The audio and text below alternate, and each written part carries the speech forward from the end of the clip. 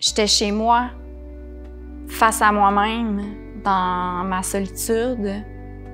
Puis, de un, je pensais à ça toute la journée.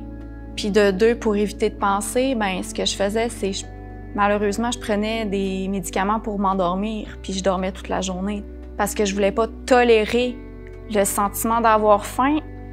Donc pour moi, ben c'était ma fuite. Je m'appelle Valérie et je souffre d'un trouble alimentaire depuis l'âge de mes 14 ans. Il y a plusieurs facteurs qui peuvent entrer en ligne de compte pour qu'une personne développe un trouble alimentaire. C'est pas une question de poids. Tu sais, moi, j'avais un poids, j'aime pas dire normal. J'étais dans mon poids santé, mais j'avais un trouble alimentaire. Fait que physiquement, ça paraissait pas tant que ça. Tu sais, oui, je consultais des fois des professionnels dans les périodes plus creuses et tout ça, mais vient un moment où tout ton quotidien, toutes tes activités sont influencées par ton trouble alimentaire.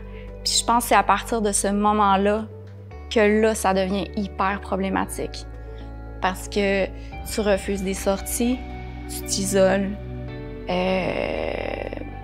t'es plus fragile. Puis là, j'ai été hospitalisée. Mais ça a été difficile à accepter parce que pour moi, je n'étais pas suffisamment malade. Il y en avait qui avaient bien plus besoin que moi d'être là. Là, avec le recul, je l'accepte plus. On compare beaucoup un trouble alimentaire à quelqu'un qui a un problème d'alcool, quelqu'un qui a un problème de drogue. Souvent, on les compare puis on rentre ça dans le même moule parce que c'est comme un peu une addiction. Puis aussi, c'est questionnant parce que c'est une maladie qui est difficile à comprendre quand on le vit pas.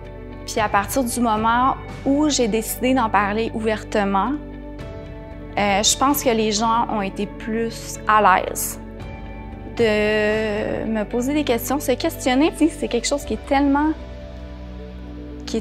peu connu et encore tabou.